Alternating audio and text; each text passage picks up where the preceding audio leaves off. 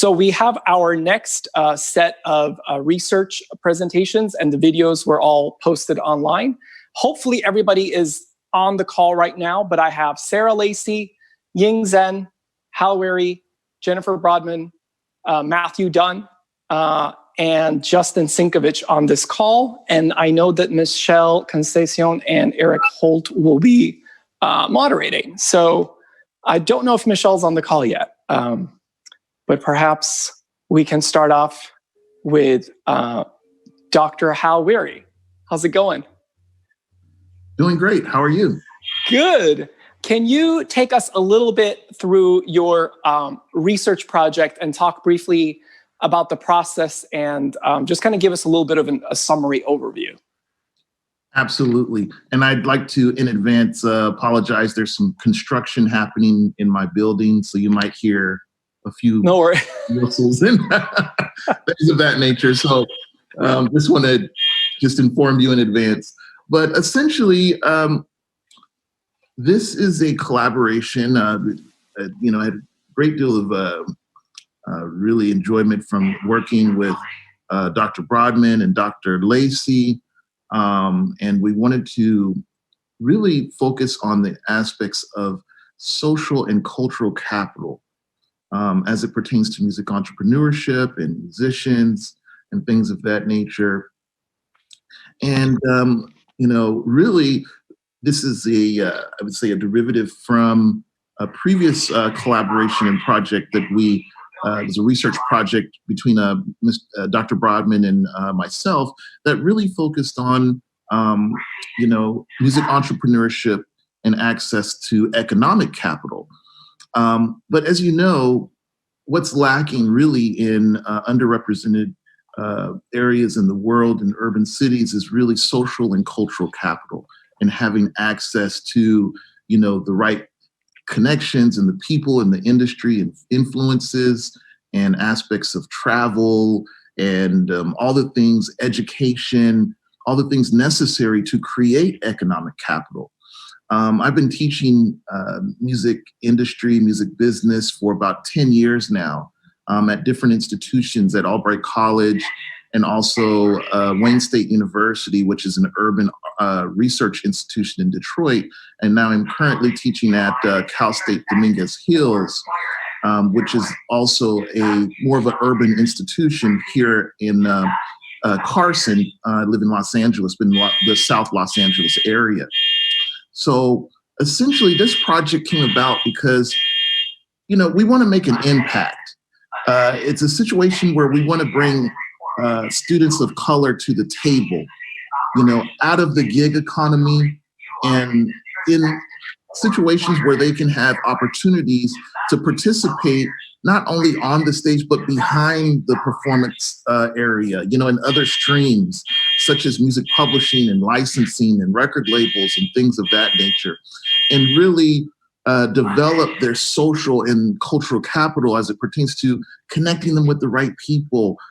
Why is cultural capital such an important facet when it comes to really being successful and that really supporting student success? And this journey was interesting because last year we had a chance to go on a field trip.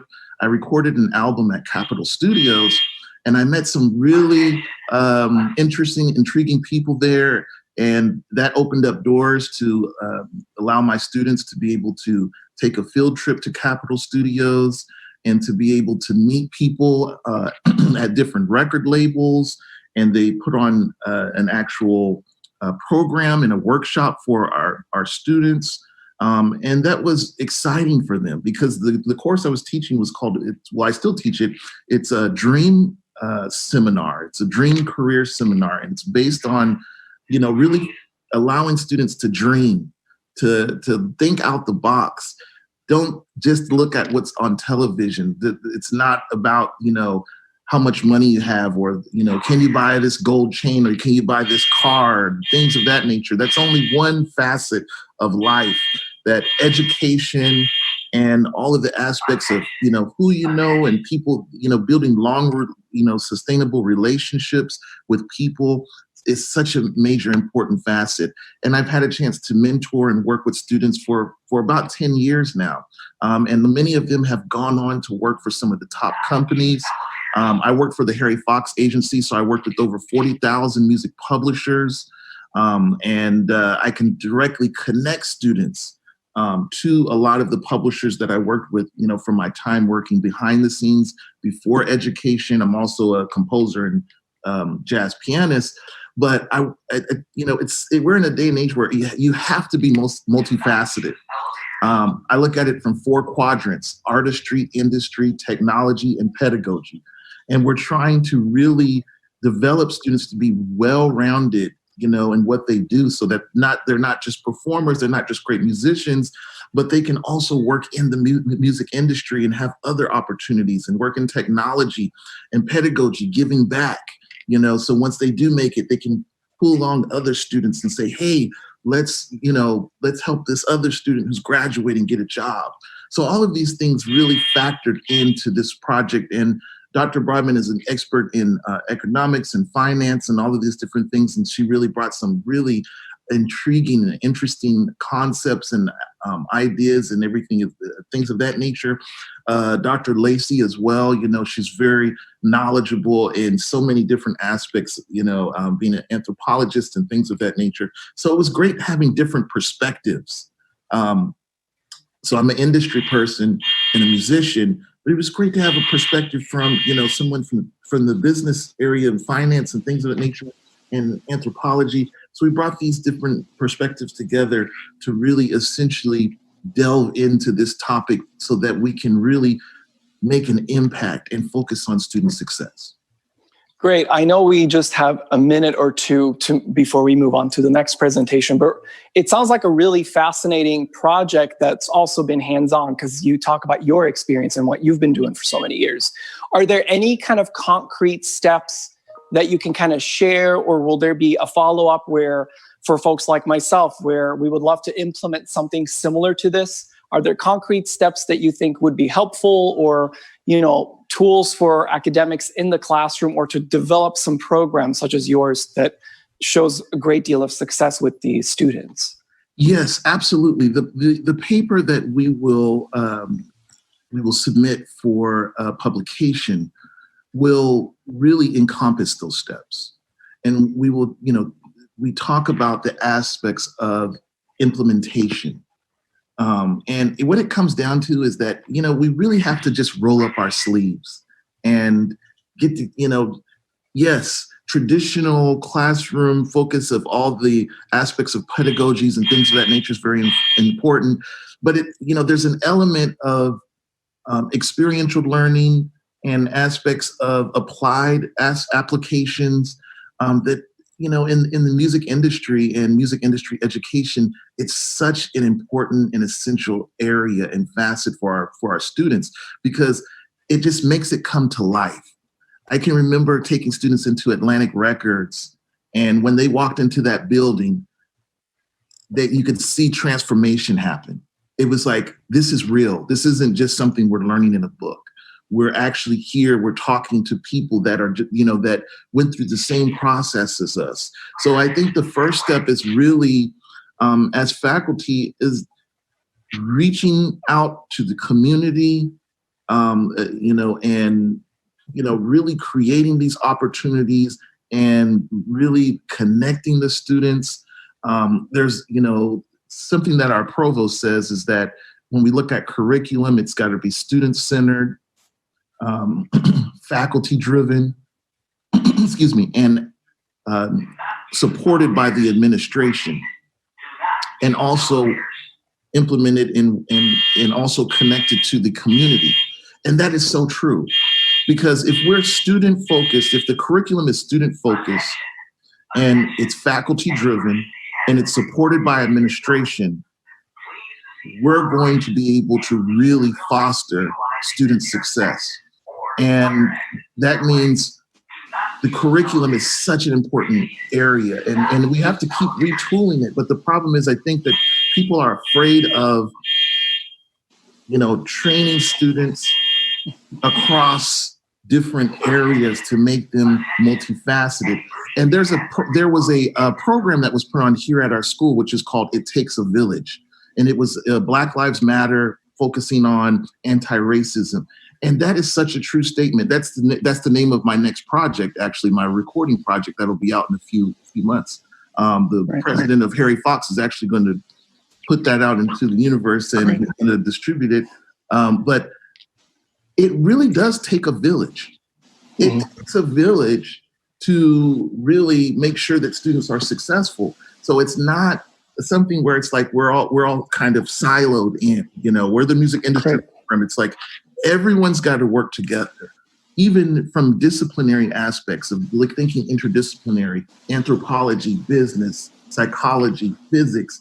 If we can all work together, and outside of the university, we complain about crime and all of these things, and people of color are dying at disproportionate rates and all of these different things. But we can do something to give them hope and opportunities so that they can have the economic capital, so that crime can go down, so that they can be supported, so that they can feel like they are a part of the community and get out of the gig economy. Absolutely. Absolutely. Yeah. Thank you so much, Dr. Weary. I am going to move on because we have several, but stick around because I know there may be some questions from attendees as well. I see Dr. Ying Zhen on my screen next to yours, so I'm going to continue with you if that's okay. Dr. Zhen, hi. Thanks for joining us. Hi. Tell me a little bit about your project. It's called Career Challenges Musicians Face in the United States. How did this come about? Okay. So hi, everyone. Thanks for having me.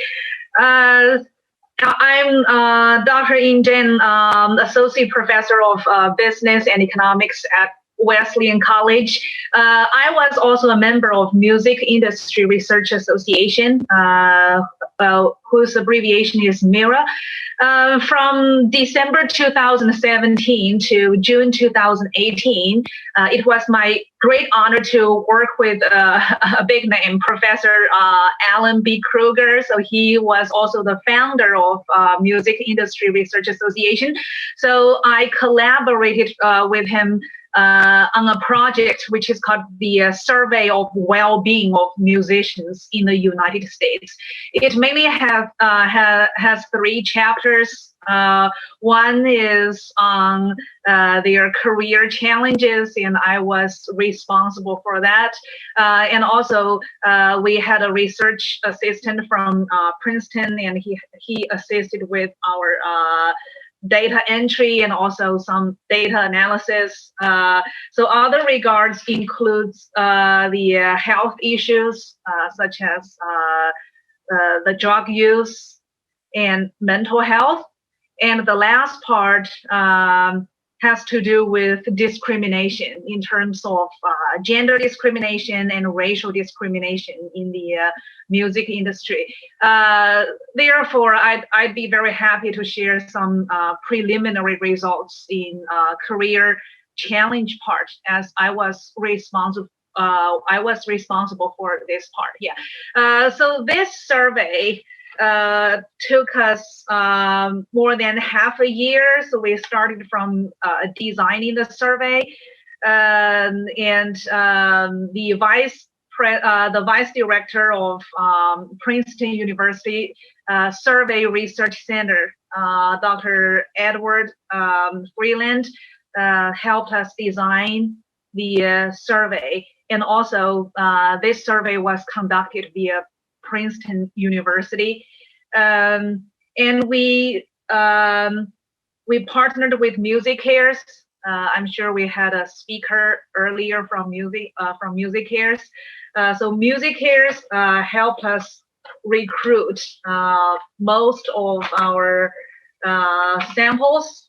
So there were 1,227 US-based musicians in our survey, and most of them were clients of Music Cares.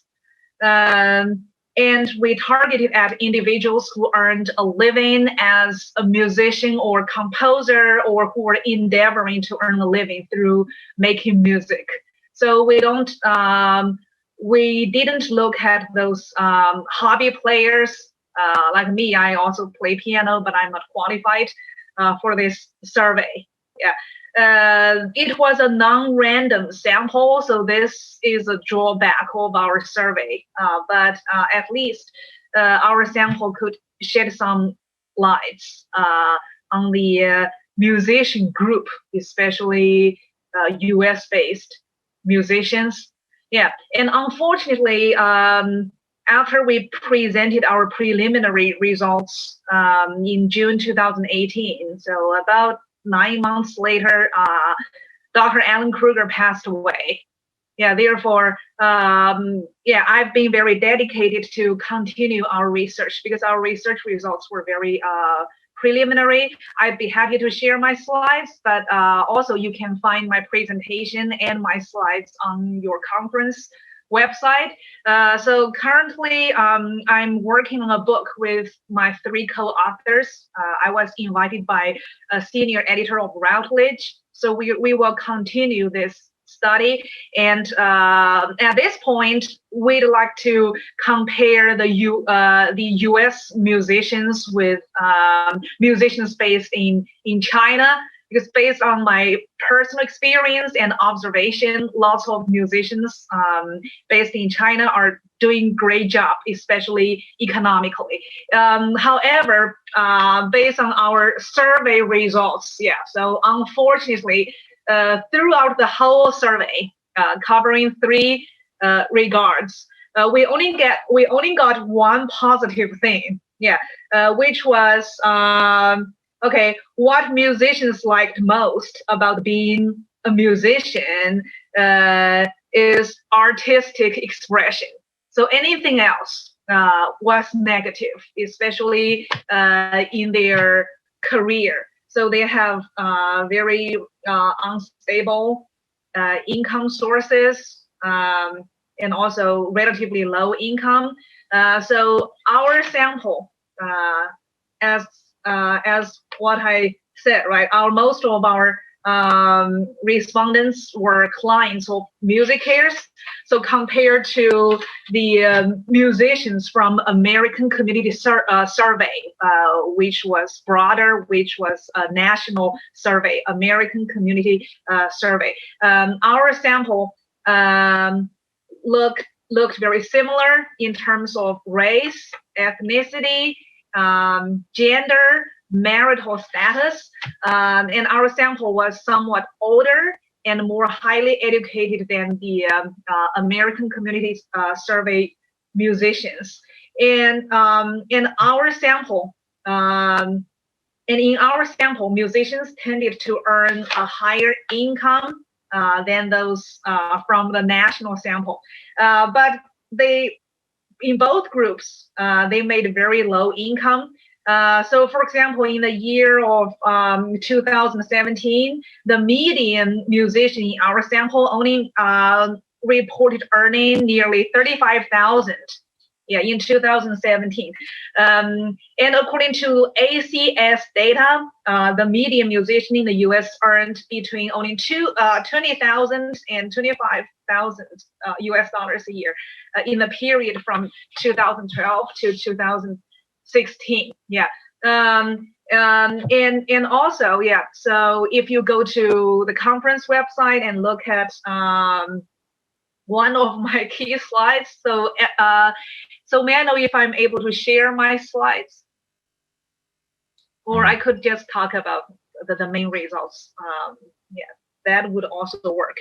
So if you go to my slides on our website, you may see table 1, which is one of the key tables in our report. So we can see that the average musician earns 2/3 of their annual income from music-related activities and 1/3 from non-music-related sources. And in 2017, the median musician earned income from 3.5 different sources. So just one career, one job was not enough. And the average musician earned income from 3.0, so 3 different sources. And from table 1 in my slides, The most common source of income is performing live events. And then think about now during the pandemic, right? Performing live events, I think is significantly hurt. So that's why in our book, we'd like to explore the creative destruction in music industry under COVID-19, because this would be we will definitely see lots of changes, and we look forward to exploring such changes in music industry. And Dr. Zhen, yes, I have a question for you. Sure. Will you follow up with the same people you interviewed initially for the post-COVID questions? Not yet. Yeah. So because after we did this survey, and then 8 to 9 months later, Dr. Alan Kruger passed away, and he was the founder of MEIEA. Therefore, currently, I don't think MEIEA is still in operation, but there are many other organizations that expressed interest in working with MEIEA or resuming MEIEA, and also for me, yeah. So we are working on our book. Yeah, we want to compare U.S.-based musicians with China-based musicians in career challenges, and also in mental health, and in discrimination. And we might also explore more, such as copyrights in music industry, and also the LGBTQ musicians, because based on my conference presentation experiences in the recent couple of years, yeah, so many people expressed interest towards LGBTQ musicians, yeah, because they are all related. Their mental health, and what they have experienced in the music labor market, and their career challenges, their income, they are all related. Right. So before we go to the next research project, when do you suspect the book to be out? Oh, so finally, because our contract went through some significant changes during the summer, but luckily it has been finalized very recently. So currently, the due date of our book is August 2022. Yeah, so we have 4 authors on the team, and we are very excited about it. Thank you very much. Thank you. We're going to move on to Armen and Matthew. Where's my phone? You guys talk about the new transition that you see in a lot of live events with phones being kept at the door. Can you tell us a little bit about the research that you guys produced? Absolutely. So I had experience with the technology in 2017. Attending an event at Radio City Music Hall, and it perked my interest because it was like, okay, this is really interesting. This is something that could get some momentum, and I could see where it could potentially go. Being a concert promoter for 20 years, but also studying sociological impact on why people choose to attend live events, it made sense to study the difference between the documentation of an event versus the engagement at an event. So literally my first week of last semester, Dr.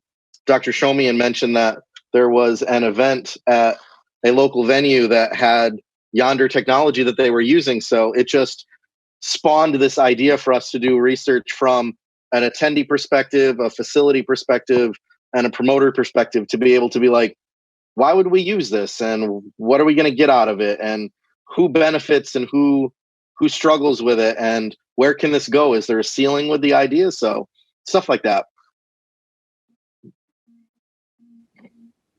And in your presentation, you mentioned that comedy clubs are using it more in live music events. Can you Yes. talk a little bit about that? Sure. So comedians are very protective of their intellectual property. Comedy specials on Netflix, for example, are a highly sought after commodity.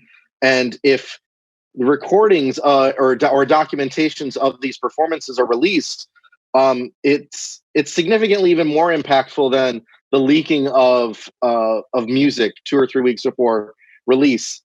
So comedians have a tendency to be more prolific with use of the tech, because what it does is it separates from the environment of documentation and forces engagement, while also protecting their material and providing them with the ability to test out what they've written, their performance, like whether it connects with the audience or not, because they're still they're defining their craft. Whereas when you attend a live event, an artist is predominantly touring on recorded material. They'll dip and they'll perform a new song here and there and see if it works. But most of the time it's already proven content, and comedians are actually still developing their material. So they're very protective of wanting to ensure that material doesn't get revealed to the general public before it's ready. Yeah, I was going to say also, Matt came to this research more from the sociological side. I came to it a little bit more from the venue side, because when we talk to the venues, when folks have their phones locked up during a concert, the first thing they do when they have a 20-minute break is not to go get concessions. They all go get in line to unlock the phone, check messages, check emails, send pictures, whatever. And so, and that was just a guess we had, and it showed correct. A lot of venues actually do suffer financially, concession-wise, because they don't sell as much during the break. So one thing that we noticed is that they started negotiating double break time, 30 or 40 minutes, with the promoters, in order to make sure that people not only check their phone, but also go and get drinks and concessions, because that's really, one of their major incomes. And so it was just interesting to see how there's a little bit of disagreement, I guess. And also sometimes the artist or the comedian doesn't want a break that long. They don't want to lose the audience. Another thing that it's been used a lot more is when you have one act shows. So the comedian will do a long, hour, 15-minute set, and then they're done for the night. And then that way it doesn't affect the sales as much, because people will tend to buy concessions on their way in rather than on their way out. So we're going to come back with some questions for you guys in a moment. Dr. Brodmann and Miss Sarah Lacy, we're going to speak with you two now. Can you speak a little bit about your research, Dr. Brodmann? So in regards to the project, one thing that we've been exploring is our students, especially our student body, is comprised primarily of first-generation students. So they're really coming in, they don't necessarily understand how to navigate the college experience, what they need to do in order to prepare for a career. And so in order for us to keep the material fresh and so that they know what's going on, we do different aspects, as in bringing guest speakers, having panel discussions, using cases, examples, having site visits, to really expose our students to the industry and have them understand what's going on currently so that they can prepare to get a career. And this is especially relevant to our students because it's not like they're going to get that soft information from any other source except through higher education. So that's something that we really try to do, is really enhance that exposure and having it where they're understanding current topics. What we're also doing is we've been in development of a study abroad program to really build international experience as well. Our students typically are from our community, so in the South Bay, Los Angeles area. Some are from Orange County as well, but typically they're from the South Bay, Los Angeles area. They've been born there, raised there, or have lived most of their lives there. And they typically do stay in that area. So the thing that's great is if we cultivate that talent in that student body, they're going to be staying in that student body and really contributing to the vitality of that ecosystem within the South Bay. And so that's why we really want to really build that career path, have them have exposure to industry professionals, and also have it where they can find different aspects of quality signaling. So if they can really build that network through facilitating contacts through their faculty members and through industry professionals can be very beneficial. And one thing that's really great is since they are staying within the community, we do have alumni engagement as well, which is great, where we'll have guest speakers come in that have graduated from CSUDH and really want to give back even right away. Even in the finance aspect, I've had students that have graduated and right after graduation, they're already participating in panel discussions and really wanting to share internships and jobs and really give back and help students navigate the social, garnering social and cultural capital. That's awesome. Dr. Lacy, would you like to share? Well, I think in any discipline, right, we're all concerned about building those connections to social and cultural capital for our students. And something I was thinking about specifically in the music industry is we're a little bit lucky being in Los Angeles, where there's so much the physical distance between our campus and a lot of those nodes of power is not very far. And so we can, like Dr. Weary did, take students directly to Capitol Records. And I think now, when you are at campuses that aren't necessarily located in that close proximity, as educators, we have to be kind of creative about how we make those connections. So in my own field, LA is not a very important center of research. And so I'm constantly having to figure out how I connect my own students to that cultural capital. And so that might be summer internships. Now that everything is on Zoom, getting creative about who we ask to Zoom into things. Because before, you're like, oh, well, maybe we don't have the funding to fly this person out for a talk and have them have lunch with students. But now we can do that in a much easier way and occasionally not even having to pay anybody to do it. So it's something that we're probably all doing within our various disciplines, but something that's, especially for, as Dr. Brodmann pointed out about our unique student body being predominantly first-generation college students, we are that person who has the social and cultural capital to make those connections for them. And if we don't do it, we send them out with these degrees. These degrees don't have the value that they want it to hold if it doesn't come with that additional capital. Now, with live shows, you have this whole phenomenon of Zoom fatigue. Have you guys found that with what you're researching?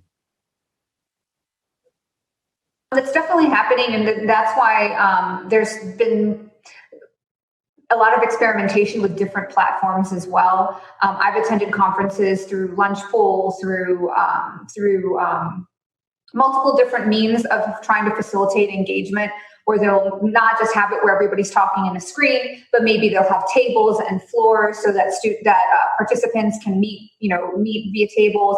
Another one I went to, they would have fast networking sessions, so everybody would meet for 30 seconds and introduce themselves, and they would quickly go through so that you're constantly getting a change of people that you're interacting with and being able to communicate in a fast way. So, with the demand that's happening, there's going to be a means of supply that's going to be coming from different businesses that are innovating, trying to find ways that we can virtually interact in this space, and it's going to be in a more engaging way. Sounds good. At this moment, we're going to open up the floor from questions from the audience, if there are any questions at all. And as that populates, I have a question for Armen. Did you guys find a competition for the company that you mentioned? Because in your presentation, you kind of focus on that one company. Is there a lot of competition in that space? We didn't come across any, and I think they're kind of unique in what they do. Matt may have more about this because he's actually had to lock his phone in several times. No, I haven't found any direct competition for the idea. And we talked a little bit briefly about it in our presentation, and I look forward to doing a little bit more research in the future in regards to competition, because there's been such limited development with the tech over the course of its 6 years of existence. So it's if they know that that's just their window of what can be accomplished, if there's even a market for them to have any example of competition. But at this point, I haven't found anything directly. Yeah, what we were finding was that students, especially this generation, is not going to be an easy market to try to tell to lock up their phone for during a show or even a comedy set. And we actually have quite a couple of funny Instagram videos that we posted in our presentation where they're just going crazy because they didn't realize they had to give up their phone for 2 hours. I'm a concert promoter as well, and I know the first show that I went to with that technology was a Chris Rock show. And when I first did it, I was frustrated, kind of like the video that you showed in your presentation. But then I found out the business reason. He was recording these small shows for HBO special. And so he didn't want the jokes out. He didn't want the information out. So from a business standpoint, I was like, that's a very smart thing to do. But now, post-COVID, people are a little bit more sketchy about letting someone touch their phone. Do you guys foresee COVID negatively affecting that whole space? I would say so. In that sense, the way that that Yonder is established, the service that they do is you hand them your phone and they put it in the pouch and they lock it away and they hand that back. They have the ability to change that business model by like limiting anybody from proceeding into the facility until their phone has been locked into the pouch. So there's ways around it. It's not going to eliminate the potential to be able to use it, but that is absolutely a factor that's probably going to be considered and have to be evolved upon for the service to maintain its existing functionality in the future. And this is another COVID question for Dr. Brodmann. Do you guys foresee networking forever changed because of Zoom? So many organizations find it easier and kind of what Dr. Lacy alluded to, cheaper to connect with people from far away, and it's more acceptable and people are used to it. Do you guys see this as a lasting thing past COVID? I would say that there's going to always be an aspect of it, but we've actually been seeing trends where people are actually coming back to the office. It's not in as much of a capacity. It's typically more around like 25% capacity. And it's actually very prevalent in the creative spaces because they're not getting that soft capital that you would have having a conversation with someone or in passing in a meeting, walking to a meeting, things of that nature that you're not getting. And people are really hungering for that collaboration because when you're even talking via Zoom, you're not really getting that energy passed in the same kind of way. So office spaces and workspaces, there's probably always going to still be some virtual aspect to it. Maybe international travel might be a little bit different because of the risk factors for the time being. But even like what we've seen travel-wise, we've seen domestic travel happening more and car accessible, less in flying. But I think that there's going to be that digital component, but I think it's going to eventually shift where it might be a little bit more flexible, where there'll be some times working virtually and remotely, and then times that people actually come to the office and meet. There's already been talk about how office spaces will change, where they might work more as meeting spaces for trainings and collaboration, and maybe not as many offices. So, I mean, we'll never know what's going to happen post-COVID because it really is going to be depending on what the demand is going to be and how people are going to be adjusting from, a post-COVID world. But I think that there's going to people are missing that human interaction. I was actually presenting at a conference yesterday where we were filming on stage, but it was virtually broadcast. But even just having the panels, we were socially distanced and all, but just being able to interact and having that discussion was a whole different dynamic than having it via Zoom. So I think that it's going to be a combination of both. I agree with you. I've been to several conferences via Zoom, kind of like this, and you can get information, but it's kind of flat because you don't feel the energy. And then the follow-up sometimes can be somewhat awkward versus if you're physically there, you could just tap someone on the shoulder and say, I love your presentation. I would love to follow up. But we'll see. Like you said, no one can predict the future. Dr. Weary, with your research with entrepreneurship, do you feel that people are being more or less creative in the entrepreneur side with COVID? I would say that creativity has increased to some degree.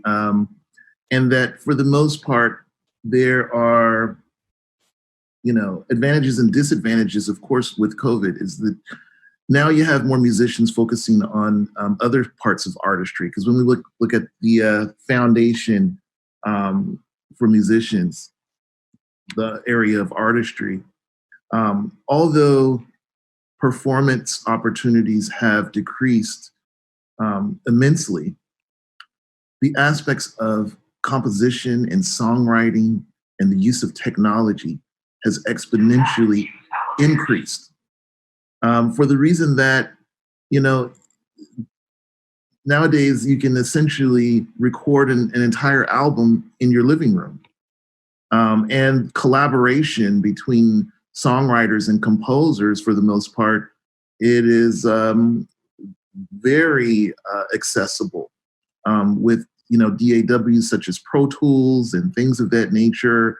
I'm working on a project with someone in the UK we're writing a symphony orchestra piece, and it's very easy to do that. I'm working with several people all over the world, and I just send them files and go, hey, what do you think about this? So technology has greatly created opportunities for musicians to be able to delve into other aspects of creativity. So it's kind of, it's just like the industry, everything's kind of shifted. So like, even though the performance stream has really kind of been hampered a great deal, other aspects of the industry, such as licensing, you see this huge spike in licensing. I work for Harry Fox, and I brought in, the president over at Harry Fox, Michael, a good friend of mine, and he talked about all of the advantages and things that's happening in licensing, because everyone's watching television, they're streaming music, they're watching YouTube, they're not going to concerts, but you see this increase in revenue and this shift in revenue in other streams of the industry. So it's like everyone's going, oh my gosh, the industry's going to die. It's like, well, not necessarily. And there are also predictions stating that when it does actually, the performance stream is available again, essentially what will happen is that you'll see this huge resurgence, because everyone's going to want to, go to live concerts and things of that nature. So, it's always in flux. The industry's always in flux. But because of technology, collaboration is so efficient and so accessible. And it's just a great time to be a creator in the 21st century. The only problem is we just need to really make sure that our students have the necessary skills and all the things necessary to be able to participate in it. And so we need to teach them how to use all of these, DAWs and things of that nature, so they can collaborate with musicians and really delve into and participate in those areas of creativity. So COVID has really shifted things around. It hasn't delineated or decreased the entire industry or creativity. There's just a shift in artistry. That makes a lot of sense. This question is for you, Dr. Zhen. With your research, did you find, or did you guys ask the question of what industries the secondary jobs were in? Were they in creative areas, or were they in non-related music areas, those secondary jobs? Okay, I don't think in our survey we have asked such specific questions. Yeah. So like what I said in table 1.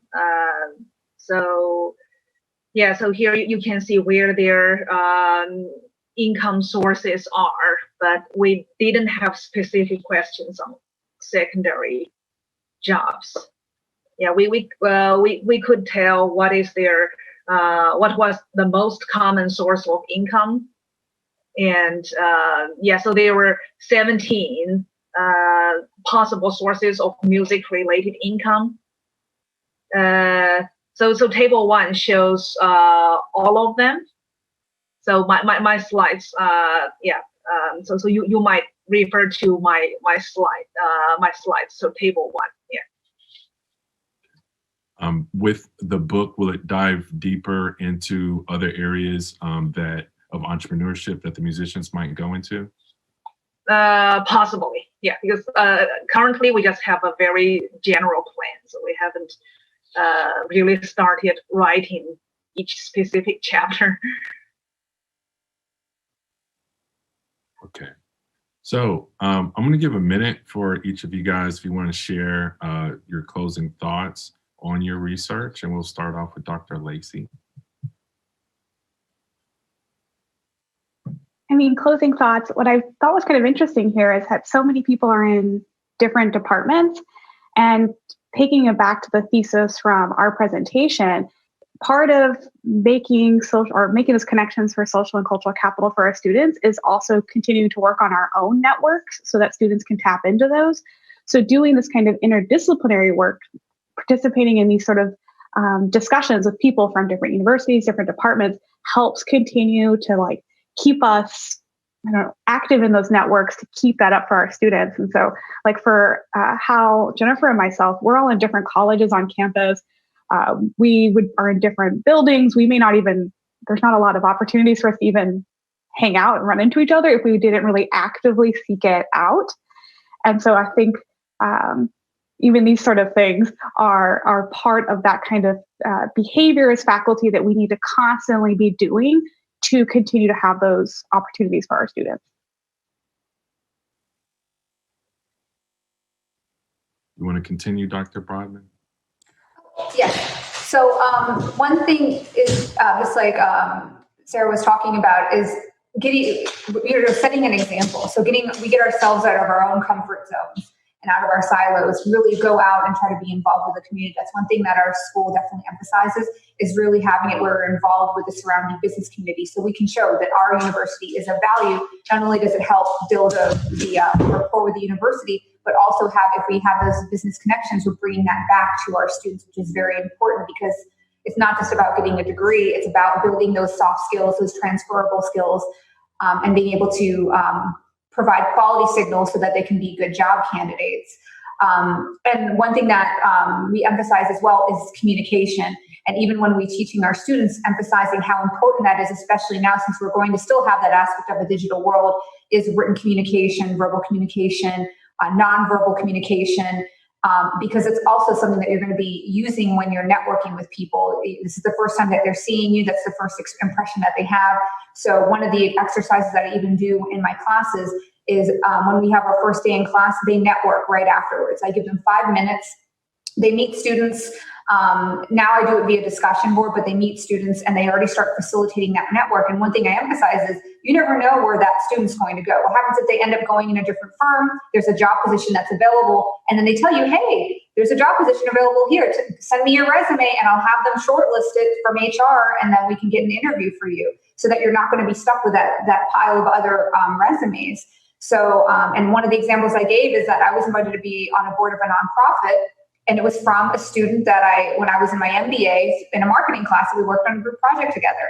So just emphasizing that building of a network starts in the classroom, and then also from guest speakers, panel discussions. So constantly wanting to build, constantly facilitating, increasing your network throughout your college career. And then also once you go through having an internship and a job. Awesome. Matt and Armen, you want to have some closing thoughts? Sure. So we're aggressively looking to do significantly more field study research in the future, as our research continues to be an in-progress objective. We only got our first field study in about 4 weeks prior to COVID flipping the narrative on live entertainment, but we really are aggressively looking for the venue perspective and the consumer perspective as well, because understanding the actual financial impact that can potentially play into ancillary income from a facility, but also as well as the income, the investment that the consumer is making in purchasing an event ticket. I talk about it briefly in our presentation, using the example of the event that I had attended. It was Chappelle in a residency at Radio City with Childish Gambino as the opener, and Childish Gambino touring on like his pinnacle album, you want to document that to some extent, and I didn't have the ability to do so. And I understood where I'm coming from from a generational perspective. So it's interesting to see how that affects the social capital of the Gen Xers, Gen Zs, moving in that direction of how are they impacting their footprint in social media, and how important is it for them when they attend an event that they have some form of documentation. So we've got a couple of really good, really adventurous objectives with our research, and obviously need events to actually be able to research, but we're pretty confident that our goals are going to be met, and we're interested to see what kind of comparative analytics we're going to get out of this research. Awesome. Dr. Weary, do you have a closing thought? Yes, I would like to say, really, if I could really sum it up into just one adage, which would be, it really does take a village. And I think that's the primary focus. And even it doesn't matter what institution, I feel like, music and entertainment industry studies, it's many times very much siloed. And it's kind of, placed in this really ancillary or unique area of focus.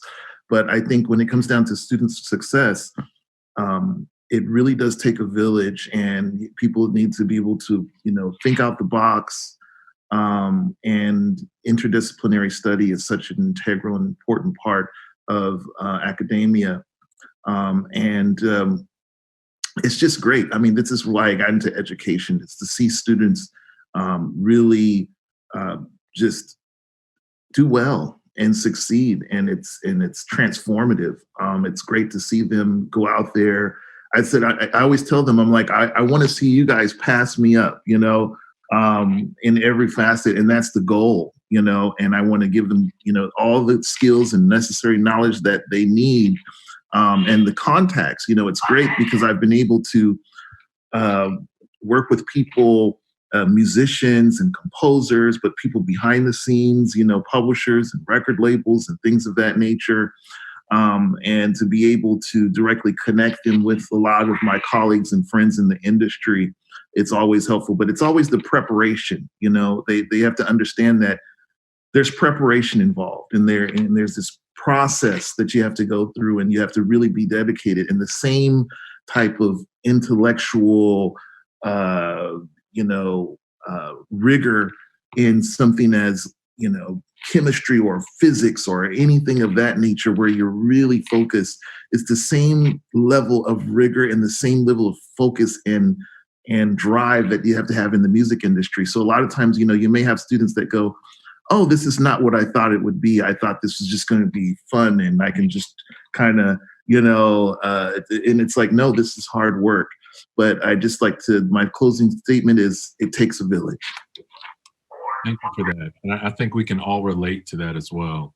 Dr. Zhen, your last moment. Okay. Yeah. So my closing thoughts would be, I think, especially during the pandemic, I think it's time to use an innovative examination and interdisciplinary research method or interdisciplinary way to explore the music industry. Yeah, because so there would be so many changes. And as an economist, I'd focus on how to integrate economic theories and empirical research to shed light on the economic forces shaping the music industry today.